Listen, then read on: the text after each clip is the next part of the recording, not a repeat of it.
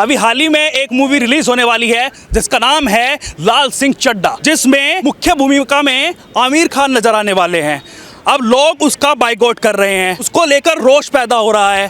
तो आइए, हमारे साथ में नेशनलिस्ट आकाश हमारे साथ मौजूद है। आइए इनसे बातचीत करते हैं कि इस मूवी को लेकर क्या कुछ इनकी मानसिकता है और क्या सोचते हैं इस मूवी के बारे में।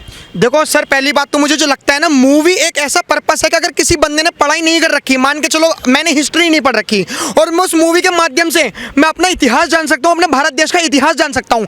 लेकिन आप, मुझे नहीं पता कि आमिर खान किस आमिर खान की बातें कर रहे हो। क्या आमिर खान है वो तो नहीं जो खाया हुआ पान शिवलिंग पर लगा रहा था? क्या ये वो आमिर खान तो नहीं जहाँ पे लिखा हुआ था यहाँ पेशाब करना मना है और पेशाब कर रहा था, उसके बराबर के जूते के पास सूटकेस रखा हुआ था और वहाँ पे भगवान की तस्वीरें थी? क्या ये आमिर खान वो तो नहीं है कि पीके की मूवी में ऐसे गले में डाल रहा था और नोट निकाल रहा था? क्या आमिर खान वो तो नहीं है? अगर आमिर खान ऐसा है तो बॉयकॉट करो मेरा भाई, बॉयकॉट करो। और जो रही बात इन्होंने माफी मांगने की बात, पहली बात कि हमारे भगवान श्री कृष्ण ने कहा है कि माफ करना जायज है, मतलब माफ करो।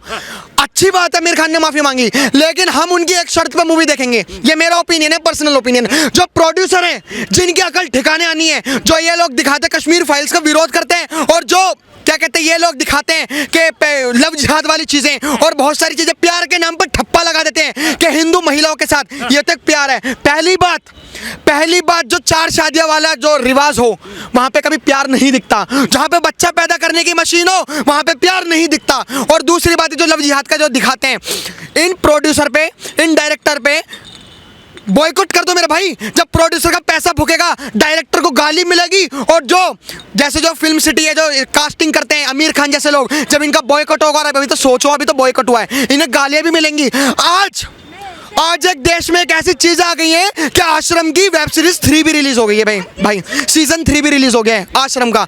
आज उन लोगों के मुंह पर चपेट है, जो सिख के धर्म का, ईसाइयों के धर्म का, जो बौद्ध के धर्म का, हिंदुओं के धर्म का, या फिर मुस्लिम के धर्म का, आज जो मजाक उड़ाते हैं, हमें उनकी मूवी नहीं देखनी, हमें उनकी मूवी बिल्कुल भी नहीं देखनी मेरे भाई। ये धर्म का मैं बता रहा हूँ। लेकिन आमिर खान तो बार बार रिक्वेस्ट कर रहे हैं मेरी मूवीज देखिए, बाइकआउट मत कीजिए, ऐसा कुछ भी नहीं है उस मूवीज के अंदर। नहीं, देखो, पहली बात, हमने भरोसा करके पीके मूवी देखी थी और शायद 600 करोड़ या 750 करोड़ का उनका मुनाफा हुआ था। दिया किसने?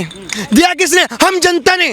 सुशांत सिंह राजपूत को मरवाया किसने? हम जनता ने। हमने मूवी देखी उनकी, मूवी देखने के बाद पैसा आया, पैसों के बाद इनके सोर्स बढ़ी, और सोर्स बढ़ने के बाद ये हमारे बेचारे जो बिहार से जो शिव भक्त हैं, जो कृष्ण भक्त है सुशांत सिंह राजपूत, उसे मार दिया। और आज पैसों की बलबूते देखो मेरे भाई, मेरे को बहुत दुख हो रहा है, मैं एक स्टूडेंट हूँ। हमारे भारत देश में कानून व्यवस्था ऐसी है कि 2 साल हो गए और सुशांत सिंह राजपूत के जितने भी कातिल थे, आज वो खुलेआम घूम रहे हैं और हमारे भगवानों का मजाक उड़ा रहे हैं। आज उन लोगों के मुंह पे चपेट है, और हमारा देश, मुझे कहीं ना कहीं लगता है कि हमारा देश, ये लोग कहते थे अरे ये सब बीती बातें हैं, ये सब परंपरा हम नहीं मानते, लेकिन आज मुझे लग रहा है कि हमारे देश का जवान, हमारे देश की महिलाएं, चाहे वो मुस्लिम महिला हो, चाहे वो हिंदू हो, चाहे सिख हो, चाहे ईसाई हो, हमारे देश का बच्चा जागरूक हो रहा है। और मैं उम्मीद करता हूँ कि आश्रम जैसी जो रेटिंग देते हैं, देखने की तो बात दूर है, मैं भी देखता हूं, और मैं देखते इसलिए हूं कि इन लोगों ने क्या मनुष्यत करी है, क्या आश्रम के नाम पर ठप्पा फैलाया है। Female main lead Kareena Kapoor Khan बोलूंगा जी, वो कह रही हैं कि जिसको नहीं देखनी ना देखे, हमें कोई फर्क नहीं पड़ता। तो आज हमारे आगे भीख क्यों मांग रही हैं? ये जानते नहीं, ये स्टार वही हैं जो हमने जिन्हें उठाया है। ये अपने एटीट्यूड में, मैं अब भी कह रहा हूँ, इतिहास पढ़ो, क्योंकि जो इतिहास नहीं पढ़ता वो इतिहास दोहराता है। महाराष्ट्र की सरकार कैसे गिरी?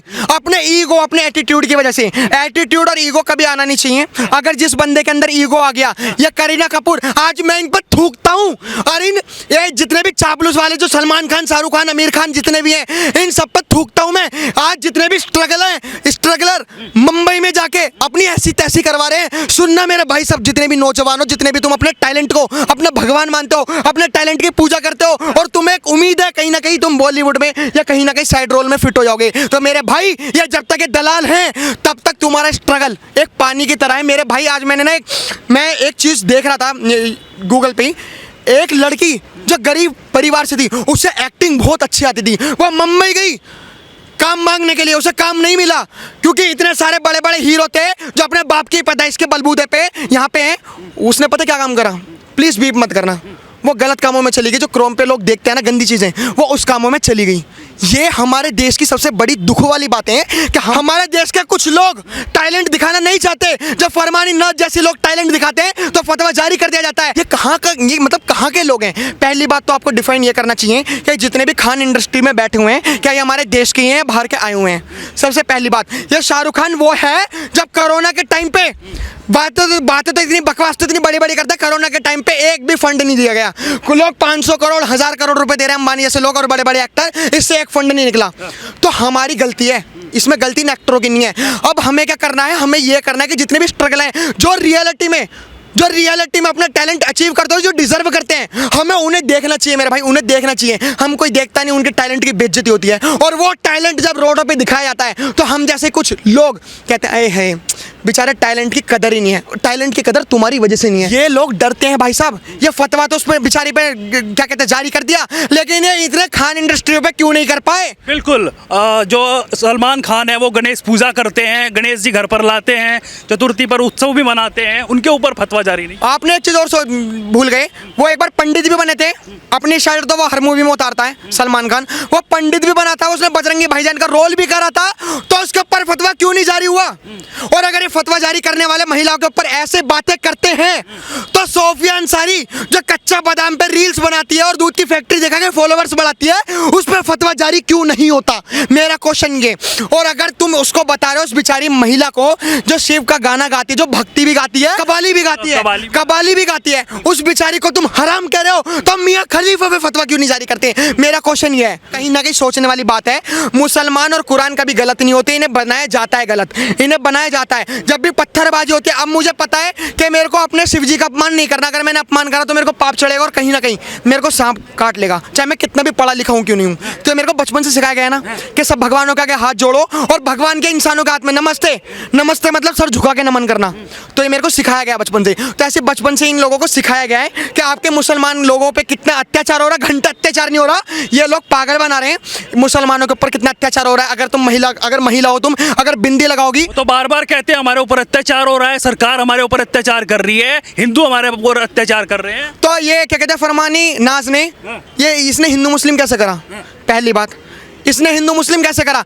भाई साहब मुसलमान दो तरीके के होते हैं। राष्ट्रपति के उदाहरण पे बता रहा हूं। एक मुसलमान प्रेसिडेंट वो होता है एपीजे अब्दुल कलाम जो देश के लिए कुछ करके गया, और एक मुसलमान राष्ट्रपति वो होता है उपराष्ट्रपति हामिद अंसारी कांग्रेस पार्टी का, जो क्या कहते हैं पाकिस्तान के पत्रकार के साथ हमारी खुफिया जानकारी दे रहा था। तो मुसलमान दो तरीके के होते हैं। पहली बात तो बांटना बंद करो। जो 15-20% मुसलमान अच्छे हैं उन्हें भी ये बांट रहे हैं।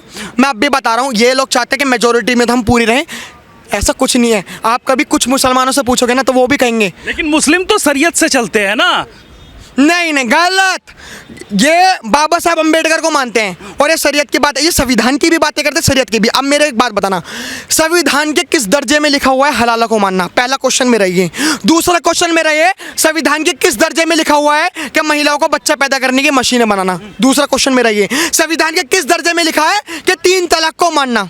तभी तो शरीयत से चल रहे हैं ना, संविधान कहाँ फॉलो कर रहे हैं? यही तो बात है। या संविधान का गुण गाने वाले असदुद्दीन ओवैसी ऐसा पट्टा संविधान का लपेटने वाले यस बैरिस्टर से ये कहाँ चला गया?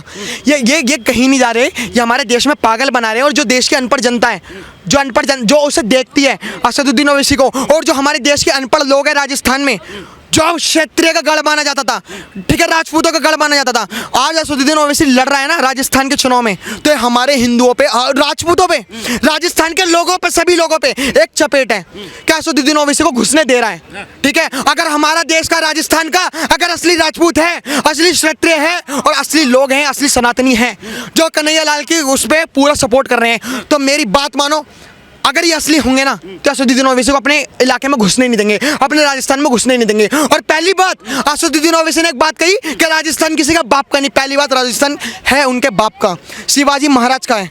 राजस्थान उन लोगों का है जो एसटी कास्ट का, जो अछूत अछूत बोलते थे, उनका भी योगदान है। लेकिन तुम्हारा असदुद्दीन ओवैसी, तुम्हारा कहीं योगदान नहीं है। वो तो अकबर सम्राट को मानते हैं ना, वो पृथ्वीराज को कहाँ मानते हैं? वो तो अपने हिसाब से चलते हैं। तो कहते हैं वो कुछ है ही नहीं। पहली बात मैं थोड़ा एएमआईएम की हिस्ट्री बताना चाहता हूँ, वो थोड़ा एएमआईएम से ही है।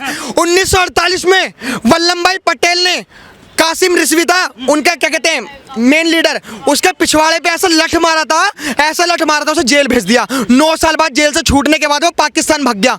क्यों? हमारे देश के हो तो भाई पाकिस्तान क्यों जा रहे हो? तो देखिए मेरे साथ नेशनलिस्ट हमारे साथ मौजूद थे आकाश जी। न बात हिंदू की करूंगा न मुसलमान की, बात करूंगा तो सिर्फ हिंदुस्तान की।